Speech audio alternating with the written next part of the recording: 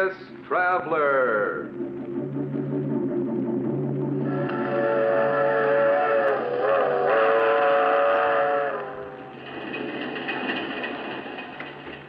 This is the mysterious traveler, inviting you to join him on another journey into the realm of the strange and terrifying. I hope you will enjoy the trip, that it will thrill you a little and chill you a little. So settle back, get a good grip on your nerves. Where are we going? We're going to journey to the grave and learn the secrets of the dead in a tale titled The Accusing Corpse.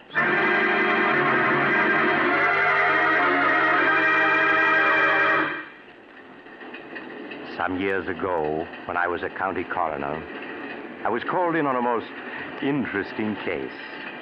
A case which had begun in the country home of Philip Drake, the wealthy stockbroker.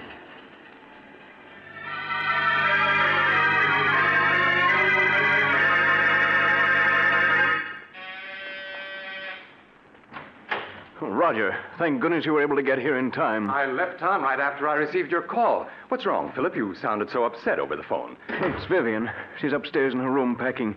She says she's leaving me. Leaving you? Why? She seems to feel our marriage has been a mistake. Roger, won't you speak to her? Persuade her to stay. After all, she is your sister. I'm afraid, Philip, that Vivian and I have never been as close as sister and brother should be. She's always been wild and spoiled. Perhaps, Philip, it would be better if you were to let her go. No, I couldn't do that. I love her, Roger. I wouldn't want to live without her. Won't you please try to persuade her to stay? All right, Philip. I'll do my best. But I must warn you, I haven't much influence over her. Philip, I'm all packed and ready to... Why, Roger, darling, what a surprise. What are you doing here? Vivian, Philip has told me. Now, surely you can't be serious. You know how he loves you, everything he's done to make you happy. Now, Roger, you aren't going to start on that, are you? Someday, Vivian, you'll get just what you deserve for walking over people, breaking their hearts. Every time I think of you being my sister, I feel Roger, like please. Would you mind waiting in the other room? I'd like to speak to Vivian alone. Oh, all right, Philip. Call me when you want me. Really, Philip, no matter what you have to say, you're just wasting your time. Oh, Vivian, how can you do this to me? You know I love you, that I'd do anything to make you happy. That's sweet of you, dear. Would you mind lending me your car to get to town? If you leave me, Vivian, you won't get a cent. Not a cent, do you hear? Really? Did you ever stop to think, Philip, that there might be another man with more money than you? Another man? Oh, no, there couldn't be. And why not? But we've only been married 3 months. There couldn't be anyone in that time. Oh, but there was. Oh, Vivian, in spite of what you've done, I'm willing to forgive you and start over with you. But, darling, I don't want you to forgive me. I want you to forget me. Vivian, you can't do this to me. I love you. I won't let you go. I really must be saying goodbye now. He's waiting for me in town, and I don't want to be late. If I can't have you, no one else will, do you hear? Oh, really, Philip, you're being ridiculous. I must go. No. Philip, what are you doing? A gun. Yes, Vivian, a gun. I told you if I couldn't have you, no one else would. Oh, Philip, you're insane. Put that gun down. If you don't change your mind about leaving, I'll kill you. Even with that gun, you can't keep me. Do you hear? I'd sooner die than go on living with you. I'm going. And you're not going to stop. Oh, you shot me. Vivian. Philip, what happened? I thought I heard... Vivian. Roger, is she dead? Yes. Philip, do you know what this may mean? Life imprisonment, perhaps. Even the electric chair. I know. Nothing seems to matter now. But you simply can't throw your life away like that, Philip. Oh, even if Vivian was my sister, I don't mind telling you that I always felt you were far too good for her.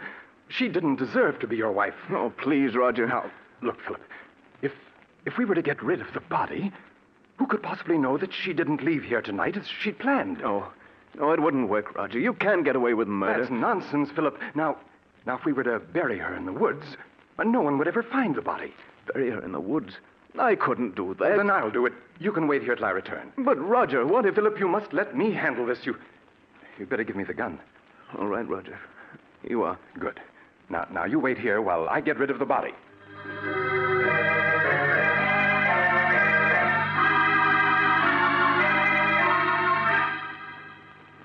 Philip watched, spellbound, unable to say a word, as Roger picked up the body and left the room. As Roger, carrying his burden, passed the gardener's shed, he picked up a shovel. In a few moments, he reached the woods which began at the rear of the house and extended for miles. He carefully made his way through the forest underbrush until he was well out of sight of the house. Then he stopped and looked about. I think this is quite far enough. I think you can put me down now, Roger. I'm tired of being carried like a sack of potatoes. All right. There. Well, let me congratulate you on your performance as a corpse. Do you think he suspects anything? Of course he doesn't. He's positive that he shot and killed you. You've got the gun, haven't you? Well, certainly I've got it. You don't think I was going to let him discover that the bullets had been removed and blank cartridges substituted, do you? Oh, no. Not you, Roger. You always know what you're doing. I always try to, my dear sister. You don't think Philip will give you any trouble, do you? Outside of being in love with me, he isn't an utter fool. Don't worry, I can handle Philip. Now, here's the key to the apartment I rented in town. You'll find my car a quarter of a mile down the road. All right. I'll be waiting for you at the apartment. I'll be there in a few hours. Now, let me see. Yes, this seems like a nice place to dig.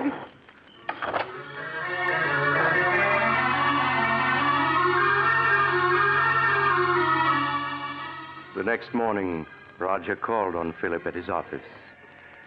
With a calculating glance, he noted that Philip's eyes were bloodshot, that his hand trembled as the two shook hands. How are you, Philip? I couldn't sleep at all last night. I kept thinking of Vivian. And what if her disappearance is noticed? People begin asking questions. Now, all you have to do is tell them that Vivian left you and you don't know where she is. Or things like that happen every day. You've been very helpful to me, Roger. If ever I get a chance to repay you for it, rest assured I will. That's very good of you, Philip. Truth of the matter is, you could do me a favor if you would. Of course. What is it? Well, I'm in the midst of a business deal, and I find myself a little short of capital. If you could lend me some money, I'd appreciate it. Oh, certainly, Roger. How much do you need? 20,000.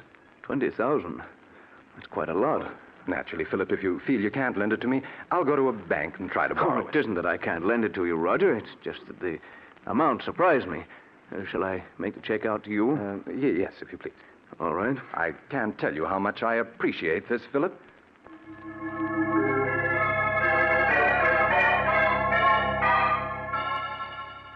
As Philip wrote out a check for $20,000, Roger smiled. Things were working out just as he had planned. An hour later, Roger entered an old brownstone house and went to apartment 2C. Roger, did you get it? What does this look like? Oh, Roger, that's wonderful. Now we can clear out and... Why, there isn't 100,000 here. No, my dear. I only got 20,000 from him. But we were after 100,000. Why didn't you get it all this morning when you saw him? My dear Vivian, it simply isn't done that way. Blackmail is an art that calls for the use of psychology. Philip will give us many times over the money I hold in my hand, all in due time, of course. You mean I'll have to go on hiding in this miserable apartment until you've finished your little game with him? Never being able to leave it for fear someone will recognize me. Come now, Vivian, you've got the radio and books I and won't spend weeks in this apartment, I tell you. I won't. My arm! You'll do exactly as I say, Vivian. Exactly, do you understand? Roger, my arm, you're hurting me. It's nothing to what I'll do if you disobey me. Do I make myself clear? Yes, yes.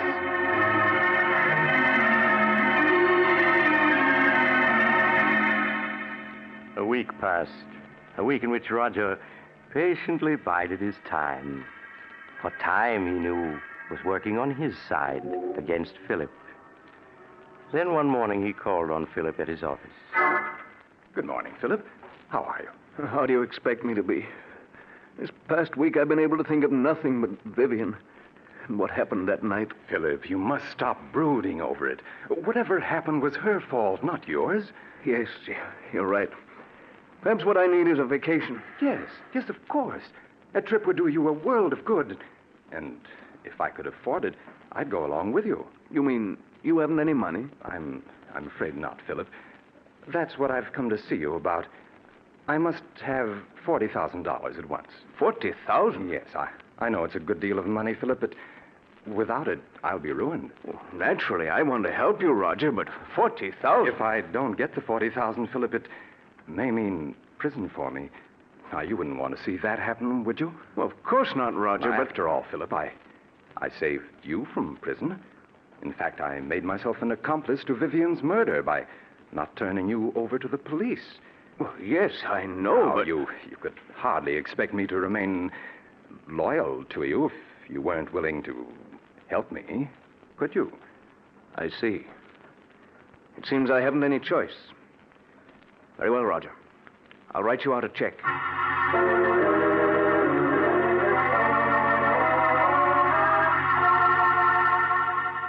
Roger's eyes gleamed in amusement as he accepted the check from Philip. There was no longer any doubt that Philip understood him perfectly. Things were working out exactly as he had planned.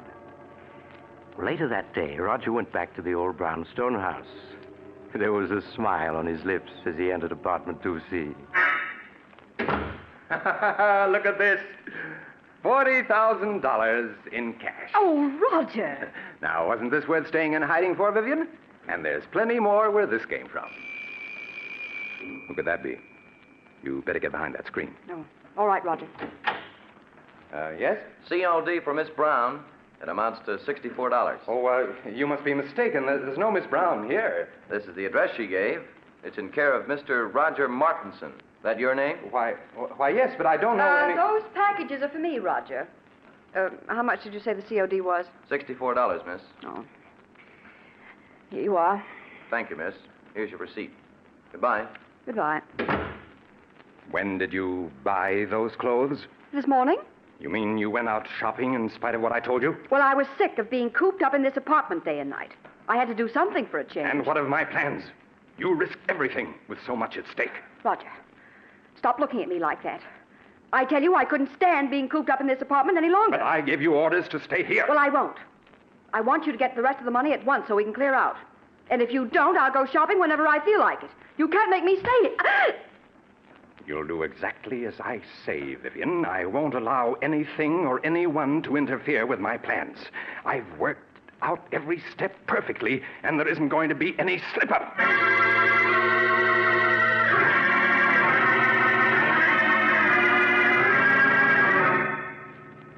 Another week passed, a week in which Roger made no effort to see Philip. Then early one evening, he got into his car and drove out of the city to Philip's home in the country. Oh, it's you, Roger. Come in. Good evening, Philip. Oh, where are the servants? This is their night off. Oh. You're not looking well at all, Philip. You shouldn't remain in this house by yourself. What difference does it make where I am? Wherever I go, the memory of that night follows. It's hard to believe that it was only 2 weeks ago tonight that I killed her. 2 weeks ago tonight? Why, so it was. Oh, by the way, Philip, do you think you might possibly lend me $60,000? 60,000? You can't be serious. Oh, but I am. But I lent you that much already. Yes, I know, but I must have more. No. I won't give you another cent. You blackmailed me enough. Blackmail is a harsh word, Philip. What else can you call it? Now, you're just as hard and grasping as Vivian was. Yes, but you must remember I'm alive and she isn't. I suppose you're glad she's dead. In life, she was worth nothing to you. In death, you're able to get $60,000 for her.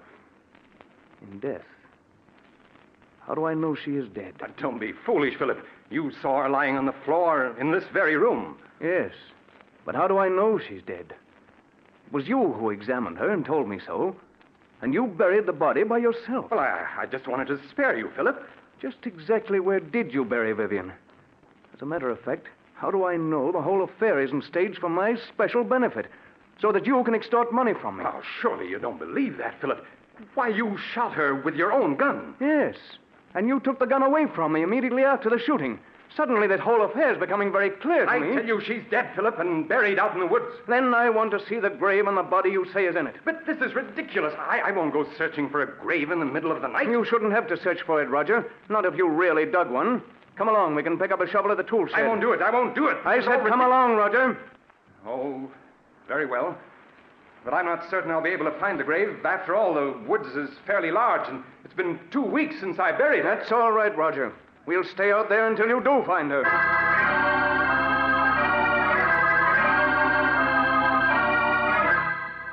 A few minutes later, Philip and Roger picked up the shovel at the tool shed and then continued on their way to the woods that began at the rear of the house. Neither of the men spoke as they entered the woods, Roger leading the way with a flashlight. Several times he stopped, trying to get his bearings, then plunged on again, hoping to find a familiar landmark.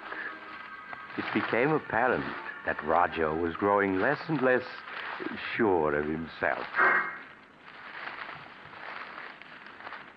Oh, the grave is someplace around here. I'm certain of it. Perhaps we ought to come back in the daytime. It might be easier to find it then. I know, Roger.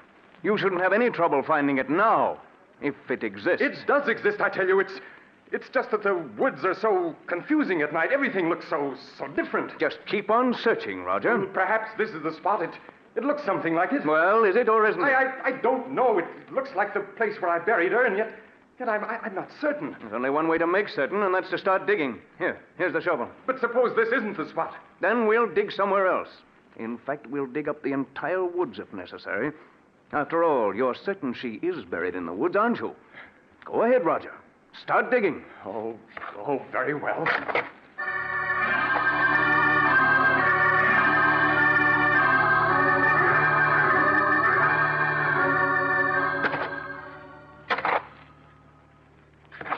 Well, Roger, you've been digging for 20 minutes now, and you haven't uncovered a body. Philip, I told you I wasn't sure this was the spot where I buried her. You're a great actor, Roger.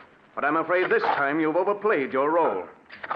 What do you mean? Vivian isn't dead, and there's no use your pretending she is. Everything that's happened was part of a scheme the two of you planned to extort money from me. I tell you she is dead. Then where's the body? I thought this was the spot, but I must be mistaken.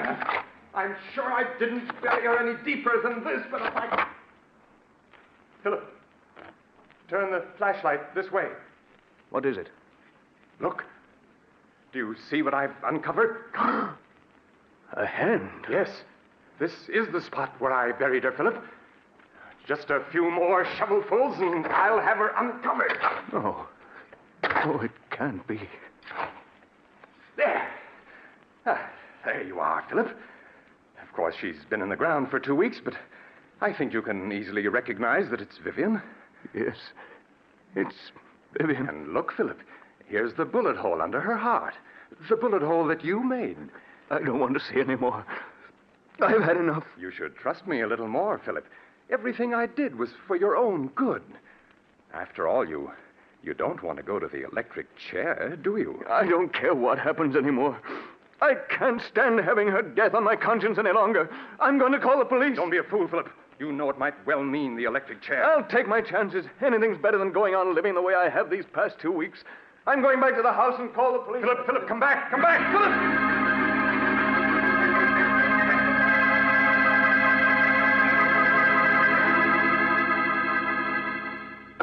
Operator! Philip, wait, don't do anything foolish. No, you cut me off. Take your hands off that phone, Roger. What I want you to do, Philip, is to listen to me for a few minutes. At the end of that time, you may do as you please. Now, that's fair enough, isn't it? Nothing you can say will make me change my mind about calling the police. Listen to me first. Then if you still want to call the police, you can. Now, please put the receiver down, Philip. Yeah, that's it. Well, what do you want to tell me?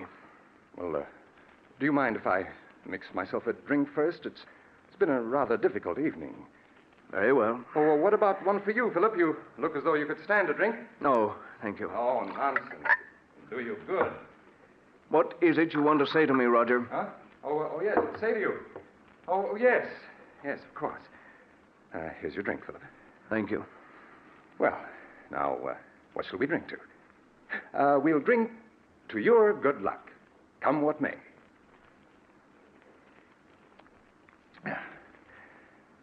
There.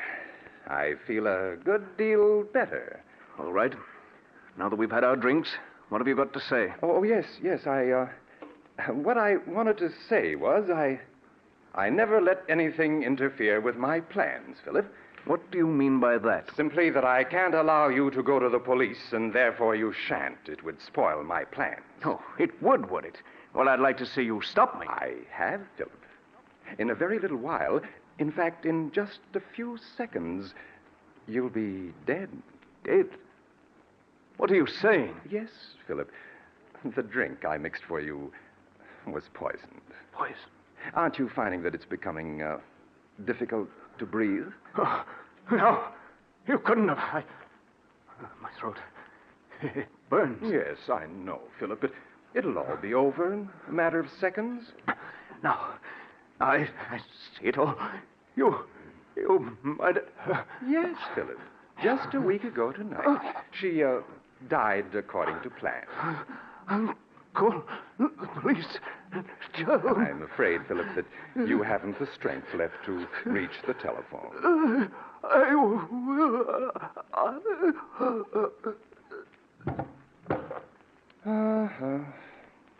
I'm afraid you and Vivian never had a chance, Philip.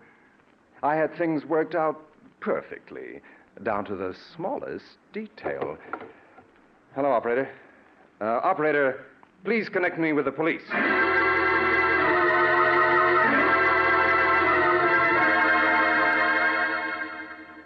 It was at this point that I was called into the case. Inspector Carlton called me an hour after Roger Martinson had phoned the police. When I arrived at the Drake mansion, I examined the body of Vivian Drake, then that of her husband, Philip.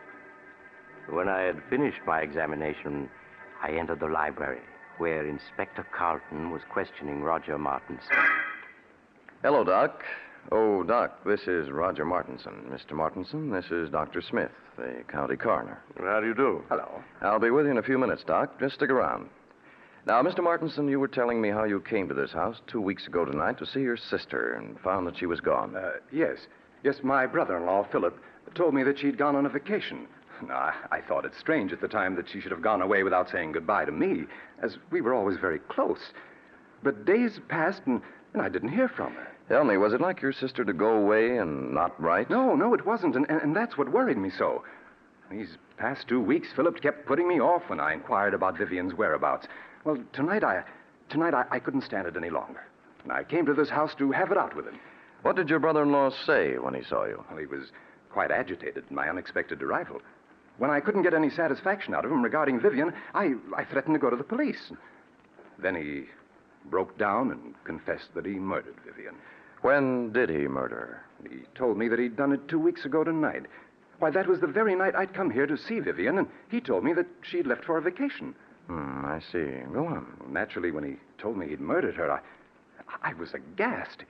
He led me to the woods and showed me the grave. We returned to the house, and before I knew what had happened, Philip had taken poison. Then I called the police. Well, it seems like a plain case of murder and suicide. Outside of a few questions at the inquest, I don't think we'll trouble you anymore, Mr. Martinson. That's quite all right, Inspector. I shall be at your service anytime. Just a moment, Mr. Martinson. Yes? I was very much interested in hearing what you had to say to the inspector regarding the murder of your sister. You say that your brother-in-law confessed to murdering her 2 weeks ago tonight? That's right. That would be April 2nd, wouldn't it? Yes, that's correct. Then you never saw her alive after the night of April 2nd? Why, no, of course not. What are you getting at, Doc? Please, Inspector. Mr. Martinson, would you mind telling me where you live? At 425 West 107th Street. Tell me, were some clothes delivered to that address in your care a week ago today, April 9th? Clothes? Yes. To be exact, a woman's sports suit, which cost $64 and arrived COD. Why, no. You're lying, Mr. Martinson. I have in my hand a slip of paper that not only proves that you're lying, but that will send you to the electric chair. Doc, what are you saying? Yes, Inspector. Mr. Martinson's plan was perfect, but he slipped up badly. He forgot to search Vivian Drake's clothing before he buried her. When I examined her body just now, I found in one of her pockets this receipted bill bearing the date April 9th. That proves beyond a doubt that she wasn't murdered by her husband on April 2nd, as Mr. Martinson here claims. No. Yes, Mr. Martinson. The corpse has accused you from the grave of murder and has given us proof of your guilt. No, it can't be. I had everything planned perfectly. Perfectly, do you hear? Down to the last detail. I couldn't have failed. I couldn't have...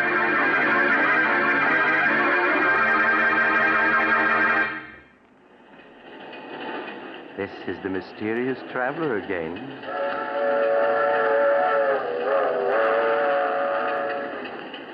Have you enjoyed our little trip to the grave? Poor Roger. What a pity. After all that planning and hard work, to be tripped up by a sail slip found on a corpse. It just goes to prove that you have to be more careful when you're burying people you've murdered. Now, I recall another case where a woman drugged her husband and... Oh, you're getting off at the next stop. I'm sorry. I hope you'll join me again soon. But if you do, please remember this. Next Sunday, I shall take a train that leaves at 3:30 p.m. Eastern War Time. Don't forget, Sunday afternoon at 3:30.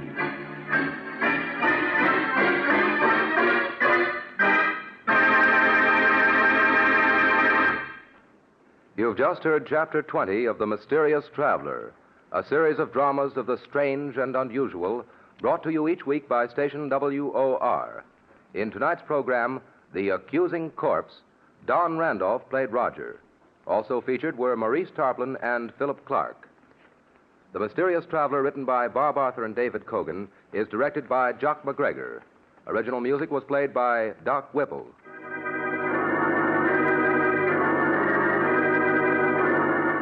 Listen next week to a tale titled Escape by Death. Another Tale of the Mysterious Traveler.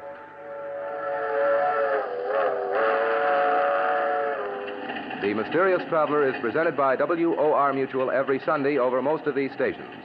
But beginning next week, The Mysterious Traveler will be presented at a new time, Sunday afternoons at 3:30. Please note the change in time. 3:30 every Sunday afternoon, beginning next Sunday. This is Mutual.